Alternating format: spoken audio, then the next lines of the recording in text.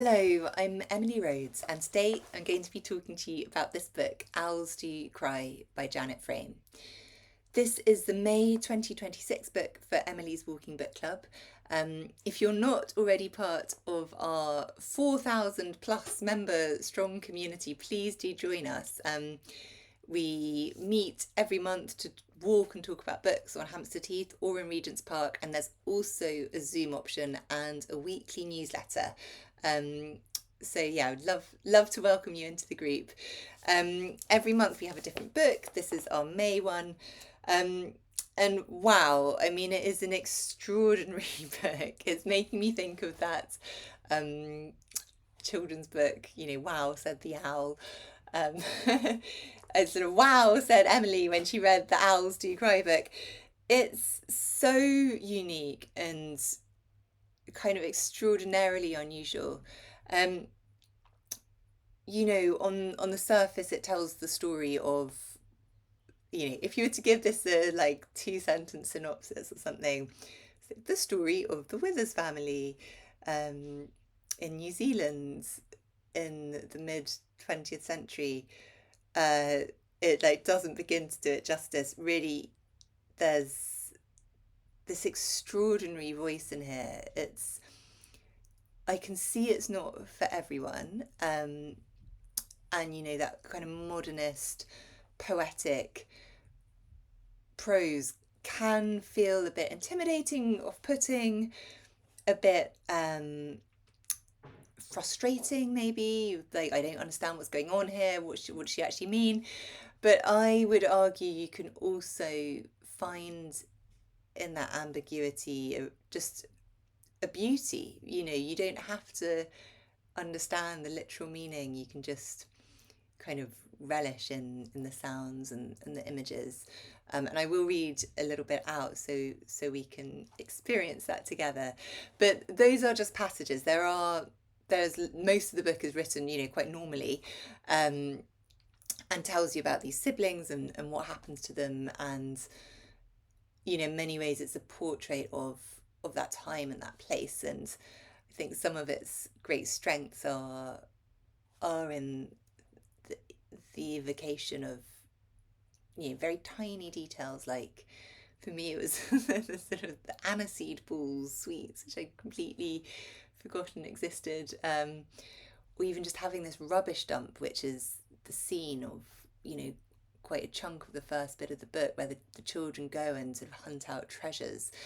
um Oh, that it made me think of like Stig of the Dump as well. I don't know, a lot of children's books coming to mind here, but so different to today's world of, you know, proper waste processing centres and things. Um, anyway, to tell you a little bit about Janet Frame, which I do think her life story is pretty integral to the book itself.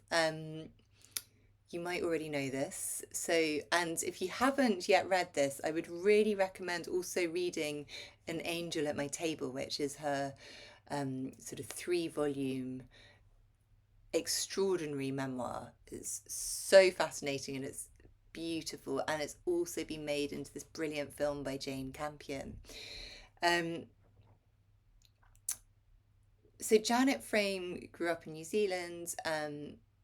She was always writing, and she was, we later find out, misdiagnosed with schizophrenia and put into a mental asylum. And the kind of crux of her memoir is this moment where she's had all this treatment, awful treatment of electric shock therapy and insulin therapy, and that does feature in here with one of the characters, Daphne. Um, and it is very upsetting, I think, those scenes of life in a mental institution in the 50s. Um, anyway, Janet Frame, lived through all this, and she was literally about to have a lobotomy when, I mean, it's just extraordinary. It's almost unbelievable. On the morning of the lobotomy, her her story or collection of stories, The Lagoon, her first sort of published bit of writing, um, won a prize or was shortlisted for a prize, something like that, and it was in the newspaper. And the guy at the hospital, someone at the hospital, saw this in the newspaper and was like, "Hang on." Is that the Janet Frame who's just about to have a lobotomy? This can't be right. So, her writing literally saved her. Because they saw this evidence of her having this sort of extraordinary creative mind, they didn't cut a bit of it out. Like, thank God. And it's just appalling, and later on she goes to England and she sees sort of other doctors there, and she finds out that she was actually misdiagnosed. All that treatment was, completely wrong. So it's this very, very powerful story of her life and the importance of writing to her life that kind of surrounds her own writing. And I wonder if that's why partly many writers really rate Janet Frame. I think it's this, when you are a true writer and writing really is your vocation, you feel like that. You feel like writing is saving your life in a way. It's the most important thing. And I think that this is this very kind of real example of evidence of that. Anyway, I've nattered on. I'm going to read the first chapter, which is like a page long. And the whole book isn't like this. There are these sort of moments like this, these little pages that are inserted in, I don't know, there are probably about 5 or 6 of them, maybe a few more. And, the more I read this book, the more I thought about this book, it really was these passages that, I don't know if haunted's the right word, they just stayed with me, and I really found myself like longing to go back to them and to sort of be in them again. So I'd love to know what you make of them. Um, yeah, and maybe we can begin to have a little think about, why they're so powerful. So, okay, this is one, right at the opening of Owls Do Cry. The day is early, with birds beginning, and the wren in a cloud piping, like the child in the poem. Drop thy pipe, thy happy pipe. And the place grows bean flower, pea green lush of grass, swarm of insects dizzily hitting the high spots, dunny rosette creeping, covering shawl cream in a knitted cosy of roses. Ah, the tipsy wee small hours of insects that jive upon the crippled grass blades, and the face of the first flower alive. And I planted carrot seed that never came up, for the wind breathed a blow-away spell. The wind is warm, was warm, and the days above burst unheeded, explode their atoms of snow-black beanflower and white rose, mock the last intuitive whodunit of the summer thrush. And it's said to plant the carrot seeds lightly under a cotton-thin blanket of earth, yet they sank too deep or dried up, and the black-fly took hold among the beans that flowered later in midnight velvet. And I thought I might have known, which is the thought before the stealth of fate, lush of summer, yes, but what use the green river, the gold place, if time and death, pinned human in the pocket of my land, not rest from taking underground the green all-willowed and white rose and beanflower and morning mist picnic of song in pepperpot breast of thrush.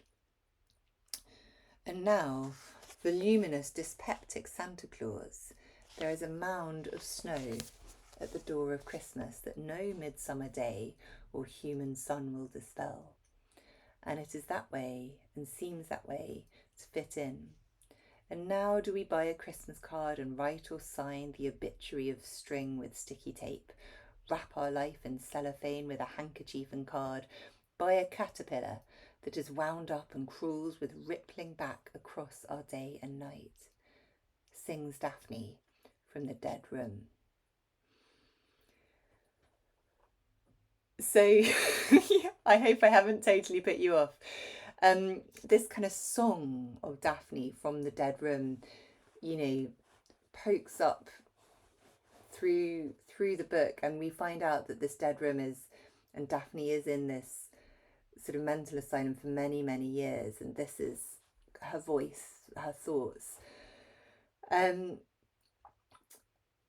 there are these sort of moments of sense, aren't there? These moments that you kind of clutch onto, and it's like, oh yes, planting carrot seed that didn't come up because you were supposed to plant it at this depth, and maybe, the seeds dried up, or buying a Christmas card and writing in it, these little moments that you can connect to, but then they go off on these sort of incredible poetic tangents.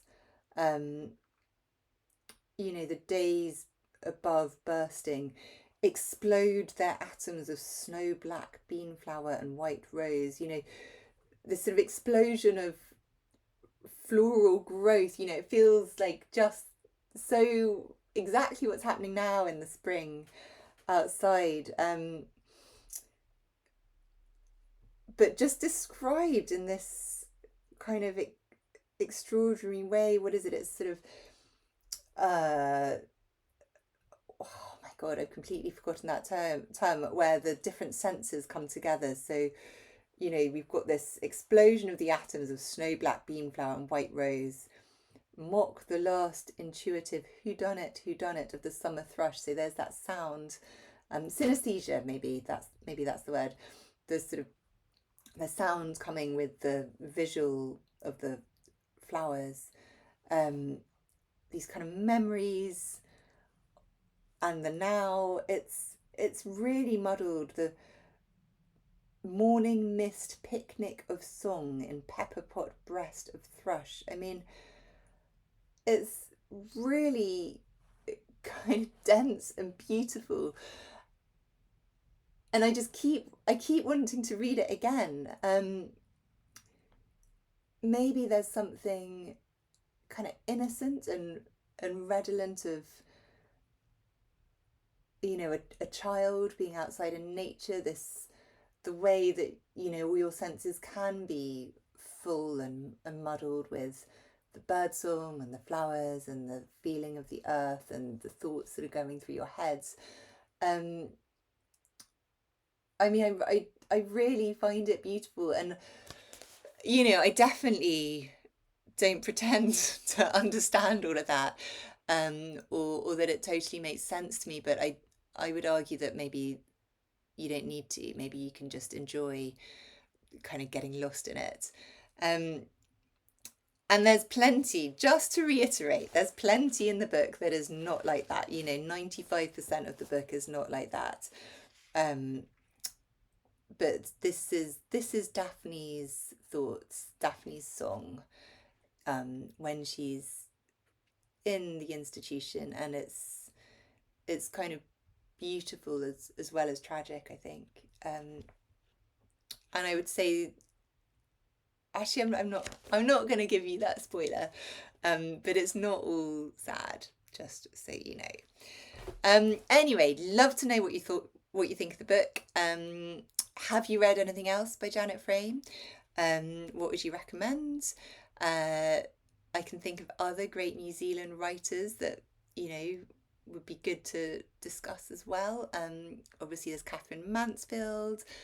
Oh my god, her name's, I mean, there are loads of great New Zealand writers. But yeah, I do think Janet Frame is a particularly good one, and I hope you enjoy the book, and I can't wait to hear your thoughts. Thank you very much.